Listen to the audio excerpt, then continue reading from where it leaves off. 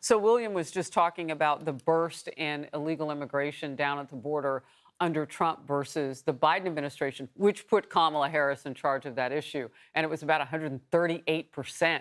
It went up from Trump to Kamala Harris in charge of it. The other really disturbing number has to do with the amount of illegals coming across the border who are on the terror watch list. Under Donald Trump, it was 11. 11. And under Biden, with Kamala Harris in charge of the border, it was 375. Fact. Let's move on. That's too disturbing to lean on.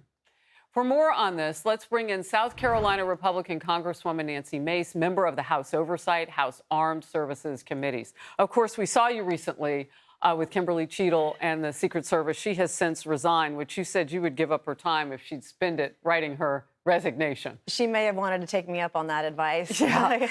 Let's talk about the border. And look, we can start right there with the dangers for Americans. 11 illegals known on the terror watch list. 375 with Kamala Harris in charge of the border. Biden put her there. Right. And I will not let mainstream media or Kamala Harris rewrite history here.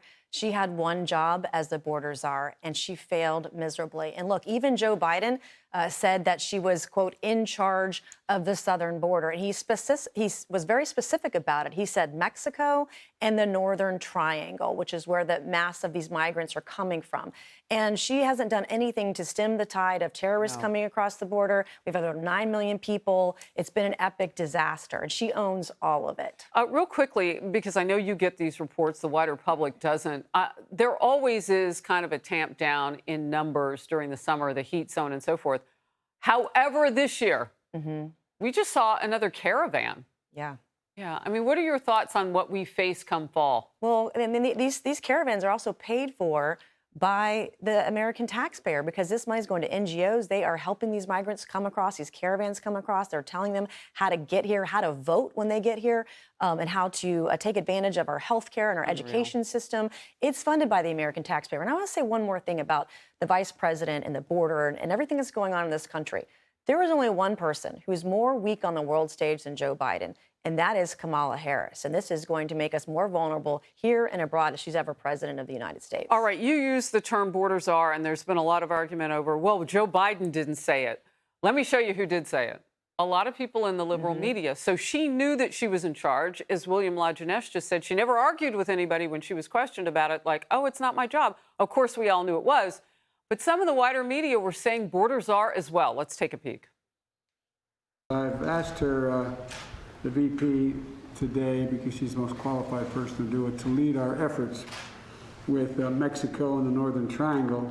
This will be her first visit to the U.S.-Mexico border region since she was appointed as the border czar by President Biden. She is now the point person on immigration. Kamala Harris, who was appointed as the border czar, hasn't gone there at all. She's supposed to be the border czar. There has been so much criticism against Kamala Harris. You know, she was the border czar. Now, they can say that Fox made up that word, but they would never use it if we did it because they don't like us.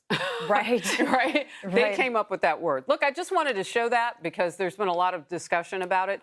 But most importantly, out of all of that is it is a symbol of what we don't know about her versus what we do. We don't know how she'll be on foreign policy, but we know how she is on keeping Americans safe. Your last quick word, we'll move forward. We see on foreign policy, she wouldn't even show up to Bibi Netanyahu's speech this week. And how is she going to get the Hamas wing of her party to vote for her if she doesn't go against Israel? I mean, she took her 18 hours to say anything about the protests that were happening in this country right now.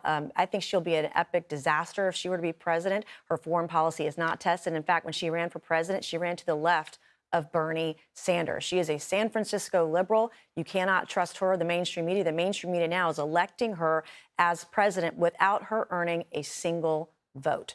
That is what's wrong with the Democrat Party today, because this is an affront to democracy.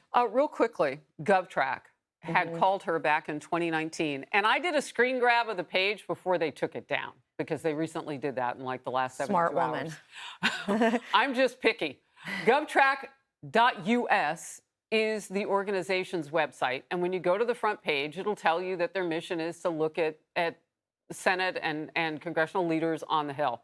and to report their voting records. And they confirmed to Fox News Digital that it had been removed, that 2019 webpage that ranked Kamala Harris as that year's most liberal U.S. senator. And it happened, they say, in the last couple of weeks. The link now displays a page not found message. GovTrack's founder says it's due to a company policy adopted several years ago to only do ratings based on congressional sessions, which are every 2 years. Well, how come I found it then a couple of weeks ago? Right. Like, if that's the rule, why does Harris Faulkner have it on both her phones? Like, I don't know. Because I figured people might talk about it and they might want to see it. I had no idea they'd take it down. I learned a fun fact about you, though. You code. Yes, I actually taught myself to code in college. And when CrowdStrike happened a couple of days ago, I had a cyber committee. I mean, I'm all over tech and cybersecurity and AI now because it's the future, it's here, and it's not going to stop. But they're trying to rewrite history with Kamala. Can they get away with taking stuff down like that and people never seeing it? Well, the good thing is a lot of this information is archived in different places around the internet and around the web. There are apps where you can go look at how many tweets somebody deleted, et cetera. This stuff exists. It's archived. Congressman Nancy Mace, thank you very much for being here. Hey everyone, I'm Emily Campagno. Catch me and my co-hosts Harris Faulkner and Kaylee McEnany on Outnumbered every weekday at 12 p.m. Eastern, or set your DVR. Also, don't forget to subscribe to the Fox News YouTube page for daily highlights.